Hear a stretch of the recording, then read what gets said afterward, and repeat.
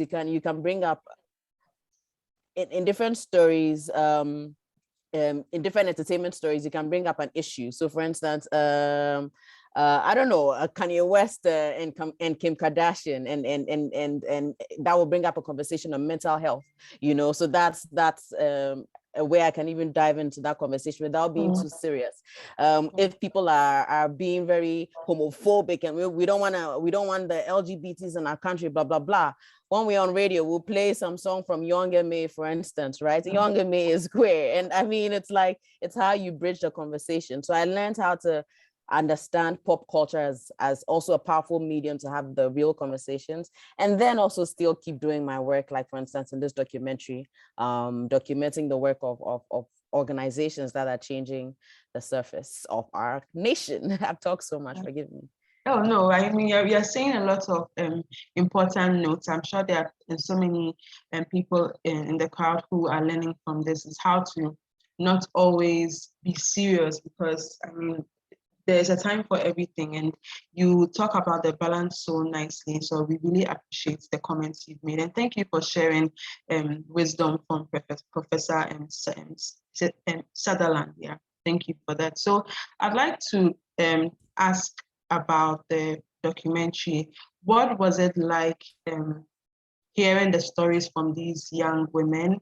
And because we live in the southern part of Ghana, and many a times the northern part is very foreign to us. And I remember I went to Tamale last year, and I felt like I was in a different country or space. And so it's very easy to forget that there are people who are living in other parts of the country, talk less, going through things that are not really common in the city, where things are believed to be a bit more progressive. So I really want to hear your thoughts on the experience of going into the worlds of these women and hearing their story and what they were fighting for. I think it was such a powerful experience. I mean, even just the place itself, like you said, it feels different. And for me, it feels different, and the air is clearer, the spaces are beautiful, it's green. And so I did feel like I was walking into a wonderland, right? But then also there was obviously, for instance, Hasia's story. I remember walking into her hut. It's an around. There were like green reeds leading to the place. And we had a whole lot of children come around us, very excited, very happy. And then we sat down to talk with her. And for me, it was hard, right? It was hard. But then there was also this steel in her voice that, like, it's a past thing. It's not what I am now. This happened in my life, but I've taken charge in this way, right? And so for me, that was wonderful. I didn't leave there feeling depressed or down. I left there feeling more hopeful, as though someone had given me more joy. And then obviously documenting the work that the young girls, the young activists, and the women in the community themselves were doing to battle child marriage. Often we do this thing where we feel like people have to come from the outside and come and show them a way to be, but no, it's very actually regressive kind of thinking. This is where it's people from the community themselves who were mobilizing chiefs, having the conversations in the community, and you saw how this in essence changed the laws in the district, right? We heard the chief and how progressively he spoke, right? And for me, I just love that unity of it was communal action. The women took charge, they had the forums, they changed minds, they went to where it matters, the powers that be, which were the chiefs, because they hold powers in ways that other people don't. And that's where they were able to, institute a change in the district. So for me, that journey was, I won't lie to you, it was a very, I came back to Accra feeling very, very light, very as though someone had given me a gift, a blessing. And I really enjoyed myself during that documentary. Thank you for that. While watching the documentary, I was actually very shocked at how the chief was talking. And so two things came to mind. It was either, are they saying it for saying its sake? Because it's one thing to say that you are against child marriage, and there's one thing to see what's actually happening on the ground. And this is something that has been happening for so many years, and that's why the young girls are speaking out. Do you think that the chiefs, at least the ones that you spoke to who were assuring that they are for change, really meant what they were saying? I know this is a hard question, but it felt so easy the way he was just saying, oh yes, this is something that must change. We need to change society. But then again, we are looking at this as been happening for so many years. So why didn't you do anything all this while? I would say maybe you feel that way because what you saw was the end of work that taken time to be done. Right? We just came in, we are just showing you the beautiful parts of it, the end of the journey or the end continuing part of the journey. But then work had been done. And also there is this, kind of subtle bias we have, right, with how we think about our traditional systems. Our traditional systems are actually can be the most progressive spaces in thought, right? It's just been a lot of the knowledge has been demonized, a lot of the knowledge has been suppressed, and then you find that people misinterpret what he was saying, right? A religious misinterpretation and a cultural misapplication. So all of that's lost, right? So for me, it wasn't surprising to hear how progressive he spoke, and it was very, very eloquent too for me. I mean, I kept repeating that religious misapplication, cultural, and so I'll just say we came at the end of the journey where a lot of the work had been done, and also that actually traditional spaces can be very progressive. The spaces that are not progressive are spaces that, due to lack of knowledge, due to patriarchy, due to capitalism, meanings have been changed and harm is caused, Okay, thank you for that. And thank you for assuring us that there was a change, because I thought it was quite very easy talk, but then you explained that this was at the very end, and so it makes it more understandable. My next question will be, I think back to the way that we have the South and the North, and it's very different worlds. And going into the space and seeing how the women mobilized each other to, cause a change, cause the leaders up there to cause change. Do you think that there's anything that people in the South, especially in Accra, where we believe we are more forward thinking and more advanced socially, can learn from what those ladies did? I mean, yes, definitely the importance of community, the importance and relevance of women in our spaces, and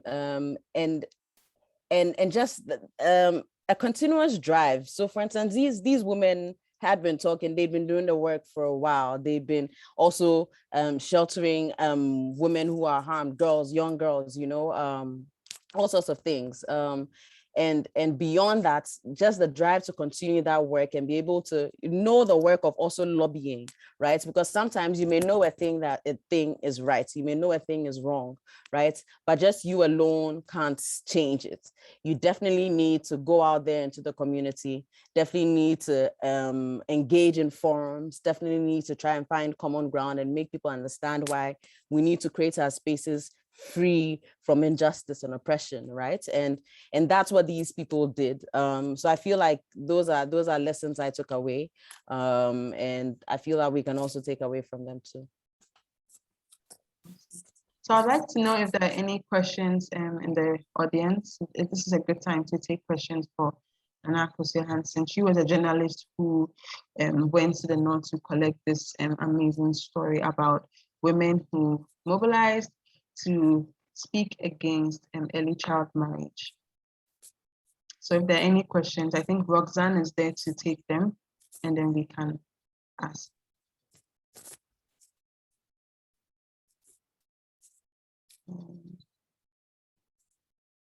No? None? And also it's muted just in case someone is talking. So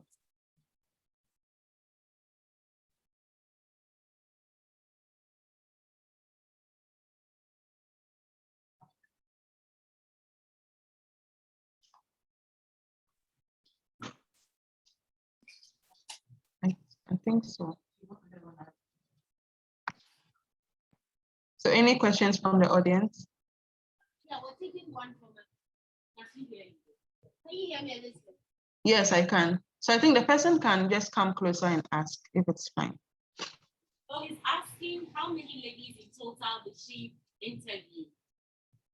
Yeah. Okay. So the question was, how many ladies in total did you interview for this documentary? Okay, so we shot this in 2017. So it wasn't, okay, I think we did about 3 or 4 young women as part of the Plan International organization. So Plan International made us do, I think, 2 or 3 interviews with some of the young women. Not all the footage got in there. I actually saw the footage was supposed to be a snippet of something that you see in a flash that will make your day in the middle of scrolling through bad news on your timeline, right? So the format was supposed to be in that very short format that gives you a little bit of lightness as you scroll through your social media. But yeah, I think we did 3 or 4 girls, and then we did if I'm correct, about 2 to 3 women within the community. And then we also did interviews within Plan International as well and their own organization. So, I mean, that's all obviously footage for them for whatever else they'll be using it for. But yeah, what you were supposed to see in this snippet was just that thread of a happy story to make your day in a minute as you scroll through your social media. Okay. That's really puts the concept in more in context. I think there's another question, Roxanne.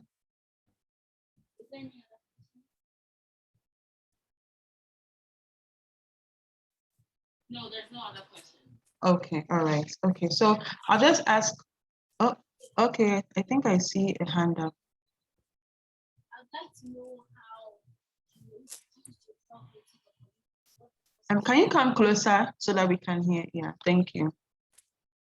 Hi, Hanson. I would like to know how you introduced yourself into the community, given that you are a foreigner, as in coming from the south, and these are people from the northern side. We see the end product. What was the process like?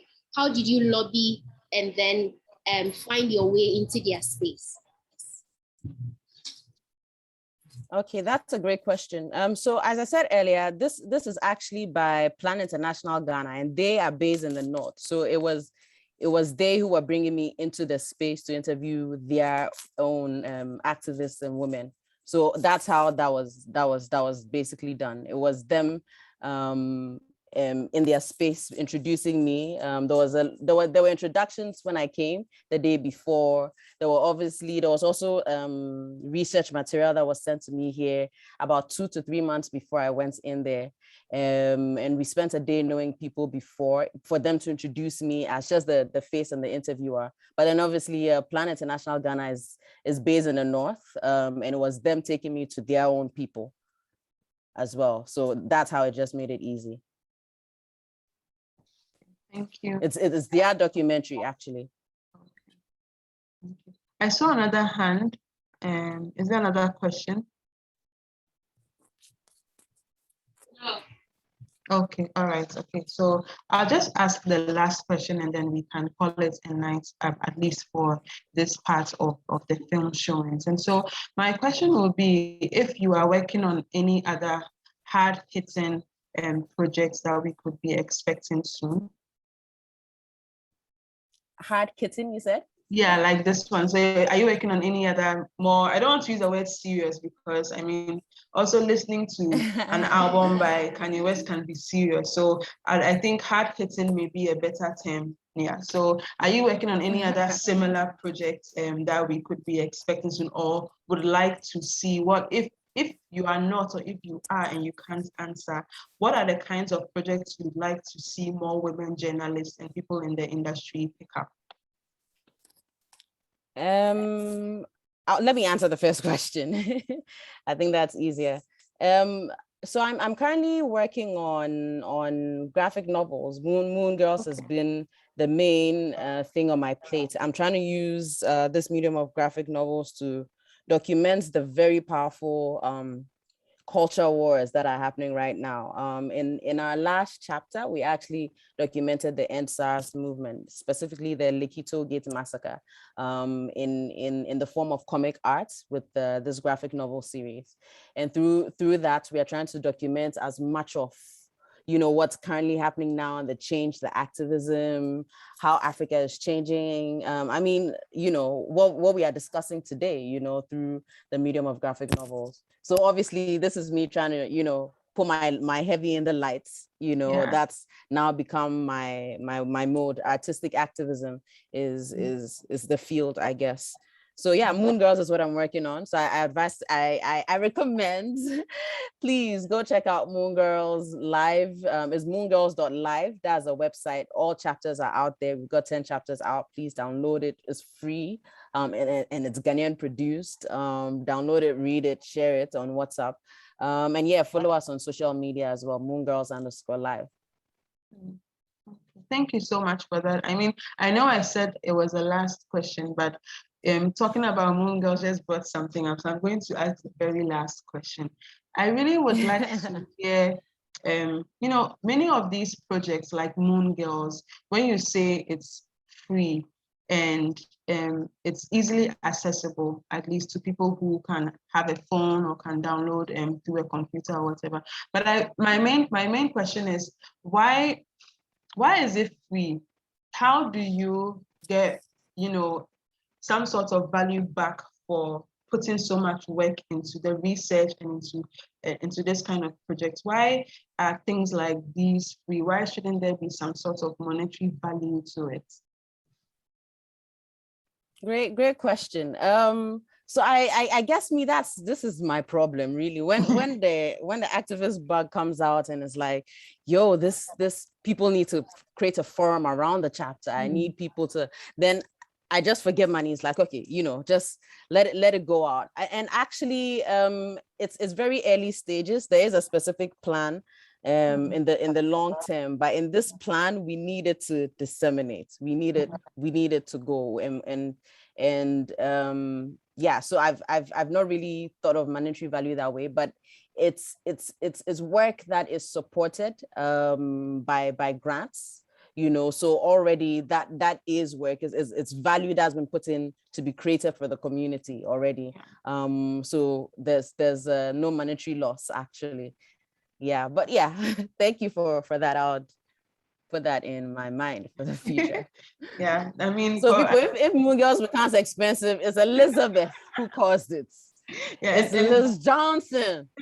The funny thing is that I'm speaking after producing a festival that is free, and I'm asking you why are such things free? But yeah, I get your point about the importance of such things going out there, and it's through, like you say, blending entertainment with these very important discussions that must be had into that gets the masses to listen. And so if it has to be free, at least we have the grants and people who see the value to support. And so yeah, I appreciate your answer. And we do hope that as time goes on, the country, Ghana, and its government would have more value for works like these so that it's easier for more people to get into projects like these. And with that being said, I want to say thank you so much, Akosua Hanson, for using your space to document this process.